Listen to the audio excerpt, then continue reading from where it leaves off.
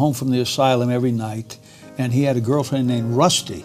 Dusty and Rusty, they both dressed in white, and she was this much taller than he. Disciplined, respected. For more than half a century, Hollywood described Robert Duvall with those three words, not because he demanded attention, but because he never needed it. He wasn't loud, he wasn't flashy, and he never chased headlines or tried to dominate interviews. While others built careers on controversy, spectacle, and public conflict, Duvall built his reputation on restraint, patience, and silence. But silence doesn't mean forgiveness. Behind the quiet authority, behind the controlled performances and carefully measured words, Robert Duvall carried something Hollywood rarely acknowledges: firm boundaries and lines he refused to cross back once they were broken.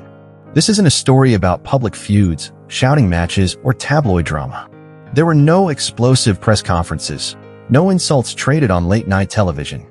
Instead, this is a story about distance, about relationships that slowly dissolved without closure, friends who became strangers without explanation, teachers who lost his respect without confrontation, idols who shattered their own myth simply by revealing who they truly were.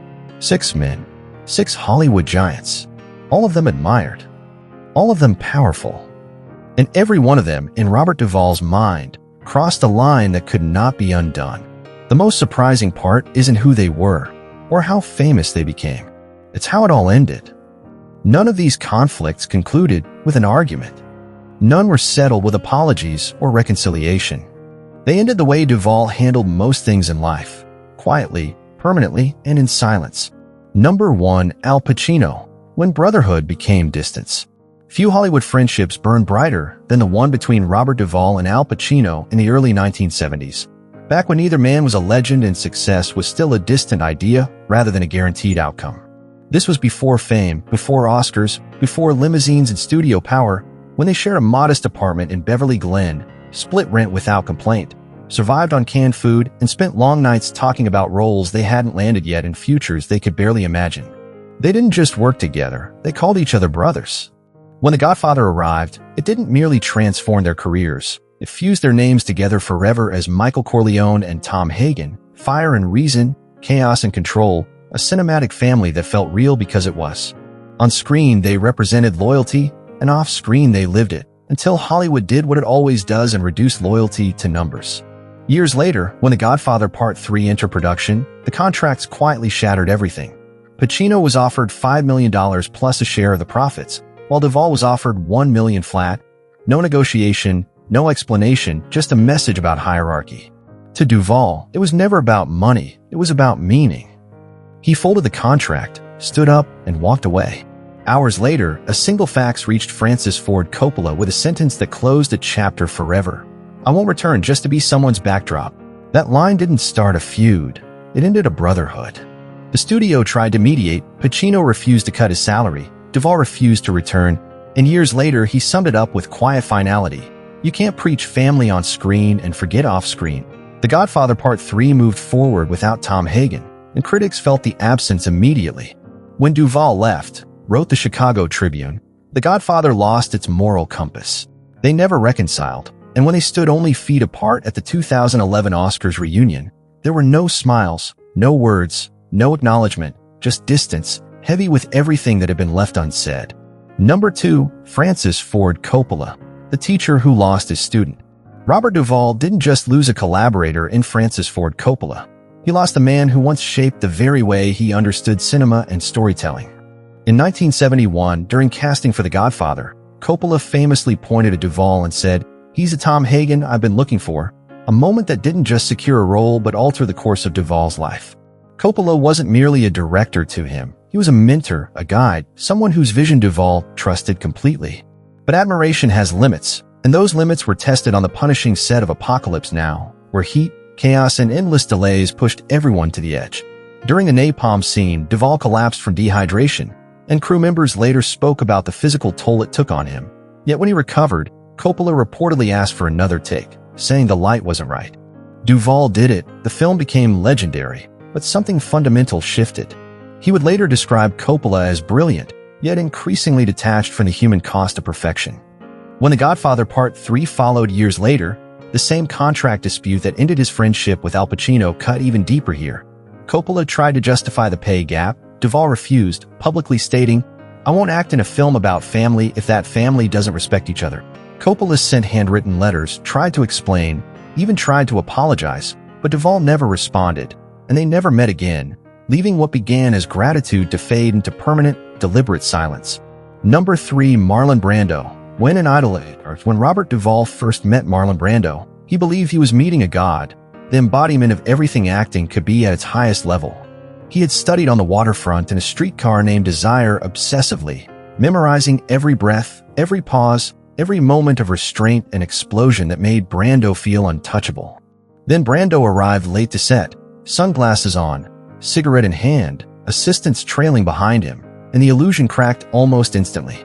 He refused rehearsals, demanded cue cards be taped to walls and even to other actors' backs, and changed dialogue without warning, turning structure into uncertainty and preparation into chaos disguised as genius. Duvall, who valued discipline, consistency, and respect for fellow actors, watched it all with growing discomfort as Brando rejected everything he believed acting should be. He was the soul of the film, Duvall later said, and the enemy of every actor inside it. When Paramount Pictures quietly paid Brando an additional bonus, Duvall walked out of the press room in disgust, feeling the imbalance cut deeper than money. Then came the Academy Awards in 1973, when Brando refused his award and sent an activist in his place, dividing the country and turning a moment of collective work into a political spectacle. Duvall wasn't impressed, later telling a friend that Brando had turned their work into a protest, valuing shock over craft. When Brando died in 2004, Duvall didn't attend the funeral. Instead, he sent Francis Ford Coppola a simple white card with 3 words that summed up everything he felt about the man who had once been his idol. Let it end. Number 4. Stanley Kubrick, the genius without a heart. Robert Duvall never worked with Stanley Kubrick, and by his own admission, he was glad he didn't, a feeling he made unmistakably clear during a 2010 Hollywood Reporter roundtable when he stunned a room by saying, "To me, the great Stanley Kubrick was an actor's enemy," a sentence that landed with such force that the room reportedly went silent. Duvall was careful to explain that his objection wasn't personal but philosophical, rooted in a fundamental disagreement about what acting should demand of a human being. Kubrick's obsession with endless takes, sometimes 70, 80, even 100, struck Duvall not as artistic rigor but as cruelty disguised as precision, prompting him to ask bluntly, "How can you tell the difference between the first take and the 70th? That belief hardened after watching the making of The Shining, where Shelley Duvall appeared visibly exhausted, swinging a baseball bat again and again as Kubrick demanded more, a moment that, to Duvall, crossed a line he could never accept.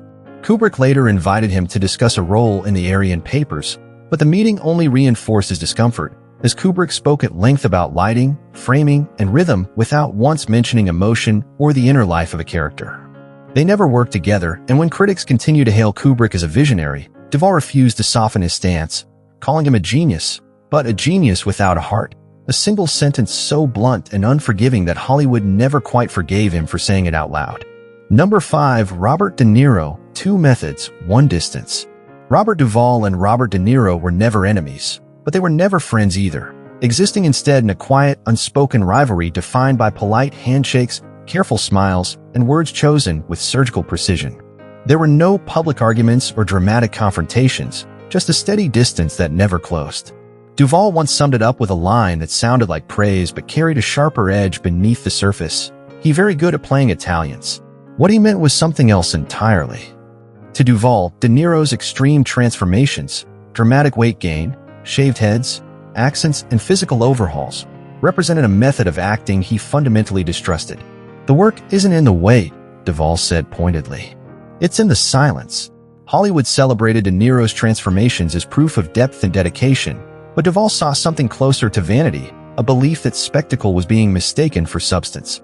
Years later, when De Niro shifted into broader comedies, Duvall reportedly muttered, "There's the mask cracking," a quiet remark that said more than any public feud ever could. De Niro never fired back, maintaining his composure and offering only a diplomatic explanation in interviews, saying, "We just have different energies." That was the public version. Privately, the distance remained, and the 2 men avoided each other for decades, their rivalry defined not by noise, but by absence. Number 6. Bruce Beresford, the Oscar that left a scar. Robert Duvall won his first and only Oscar working with Bruce Beresford. It came at the cost of a relationship that was never repaired, turning what should have been a career triumph into a permanent fracture. Tender Mercies was quiet, restrained, and deeply intimate. The kind of film that depended entirely on emotional truth rather than spectacle, but during filming Beresford repeatedly demanded retakes to shape Duvall's rhythm, a demand the actor openly resisted. A drunk man doesn't speak slowly, Duvall snapped, insisting that instinct mattered more than mechanical precision, yet the director refused to compromise. Faced with a creative deadlock, Duvall made a decision that would define the rest of their relationship. At dawn, without informing anyone, he filmed the church performance scene on his own terms. That unauthorized take became the emotional core of the entire film. When Tender Mercies went on to win 2 Oscars, including Best Actor for Duvall, he stepped onto the stage, thanked the screenwriter, thanked the crew, and deliberately skipped the director's name, freezing the room in a moment of unmistakable tension. The next morning, headlines read, "Duvall ignores Beresford at the Oscars," and the silence that followed proved permanent. They never worked together again, and while the film became a classic, the scar it left behind never faded. The cost of refusing to bend. Robert Duvall never collected enemies because he was cruel. He collected them because he refused to bend. In a town built on compromise, loyalty, and ego, he chose discipline over diplomacy. And once a line was crossed, he didn't argue. He didn't shout. He simply walked away. That silence became his legacy.